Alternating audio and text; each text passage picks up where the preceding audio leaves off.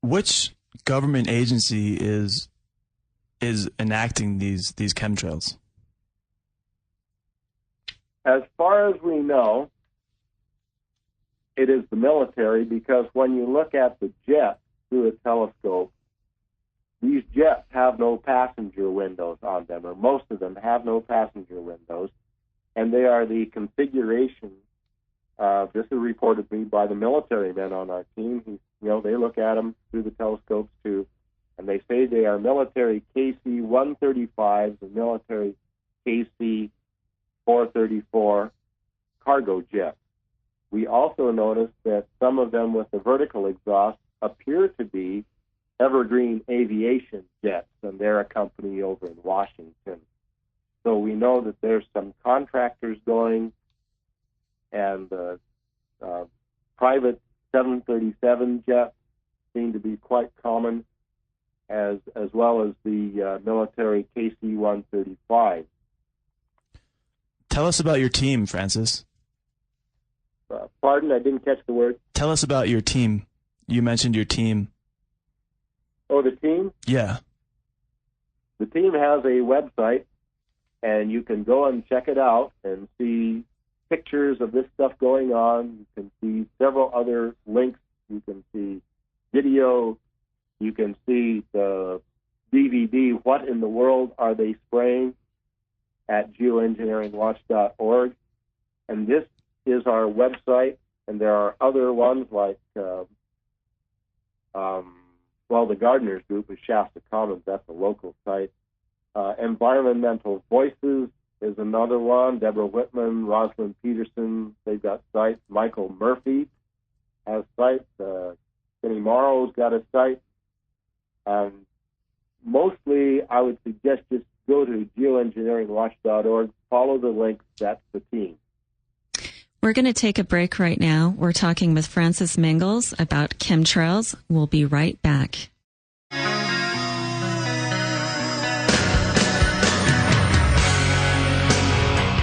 Welcome back to Food Integrity Now. We're talking with Francis Mangels about the science of chemtrails. Francis, can you talk a little bit now about what's happening to the planet from the aluminum, barium, and strontium that you've tested for, and how that is affecting the pH of our soil? I'd be delighted to, although it's kind of scary. The effect to our planet, primarily, what I've noticed is the effects on agriculture. Something I might add before we go away from the chemical aspect is that normally these compounds that we're finding should be in single-digit micrograms per liter, and we're getting thousands and hundreds of millions. Before, data from 2007, for instance, aluminum, barium, it's like single digits. 4 or 5 of aluminum, 4 or 5 of barium. Can't find any strontium. Things like that was typical back then. So we're seeing these astounding increases. So we do have a baseline of data. And when we have an isolated thunderstorm, the data drops way down into single digits again. And when they spray, it goes sky high again. So there is a definite correlation. Thank you for letting me insert that. Sure. Okay, now what happens and what has happened in California? Well, the most dramatic thing that happened in California is our tomato crop just went to pieces. We raised the pH so high in California that the bottom fell out of the tomato growers, and now they're raising other crops instead of tomatoes. That's one major thing. So can you explain that a little bit for our listeners, because the pH went so high?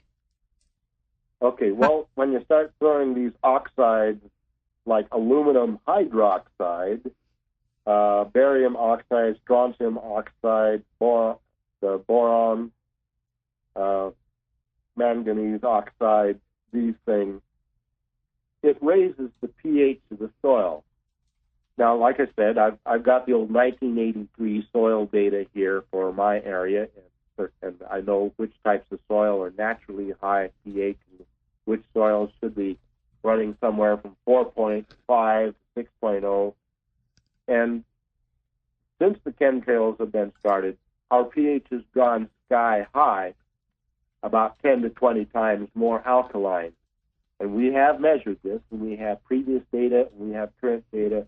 Over 300 tests have been taken, and we're getting sky-high pHs now that should not be there. And when that gets into such commercial agricultural crops like tomatoes and potatoes, you should have a pH of your soil to grow good potatoes and tomatoes is somewhere in the 5. Like 5.5 to 6.0 would be good for tomatoes and potatoes. But my tomato crop has gone way down, and I've given up on potatoes now, because in my soil, when I measure it now, and I measure it on a regular basis, my pH is now 6.8, whereas 5, 6, 7 years ago, it was consistently about 5.6. And I'm pouring pine needles and black oak leaves into the ground as compost, trying to get the pH back down into the acidic range so I can have good tomatoes. And I can't drive the pH back to its normal level. I'm getting very consistently 6.8, 6.6 pH is where I should have 5.6. And this is what happened to the California tomato crop, same thing. pH went so high that you could still get tomatoes, but you couldn't get a crop that was financially big enough to harvest.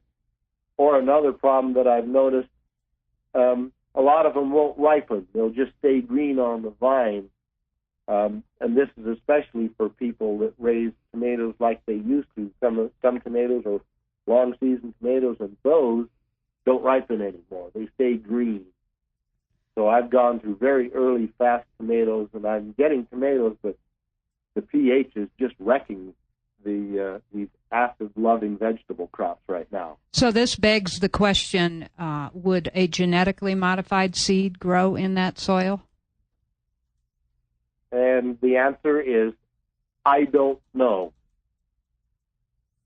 Because I know that it's my understanding that Monsanto has some seeds that are aluminum resistant, and that would work better in a higher alkaline soil. That is true. I've heard Monsanto on the internet would brag that they have genetically manufactured organisms and aluminum-resistant seeds that they are developing. But I don't see that as something wonderful, because they're only developing we don't either agricultural crops. Right. So it makes me wonder, first of all, why would they create a seed that was aluminum resistant? What would, that doesn't make sense to me unless they knew that there was heavy aluminum coming down. I'd say that's a very interesting and probably true observation. Yeah, I mean, that's just logical. Go ahead. It seems just logical. I mean, you can hardly trust that kind of logic, and the thing that scares me the most is, okay, 2 parts here. Part 1, so they do develop a aluminum-resistant corn and wheat and these various commercial grains, aluminum-resistant soybeans. So they do. Well, what about the peas? What about the beans? What about the artichokes? What about the radishes? What about the squash?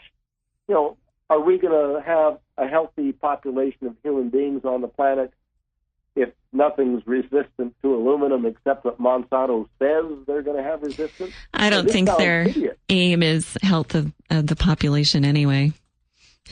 It sounds like just sheer idiocy to develop aluminum-resistant seeds for a few key agricultural crops for your profit, and then the other vegetable and livestock crops, let them go to hell. This isn't really logical to me.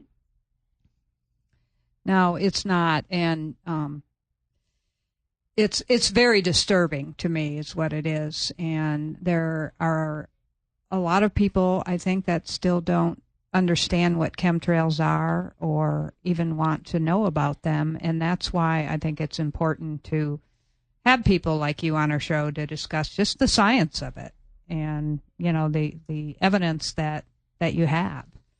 And how often do you test your soil there, Francis?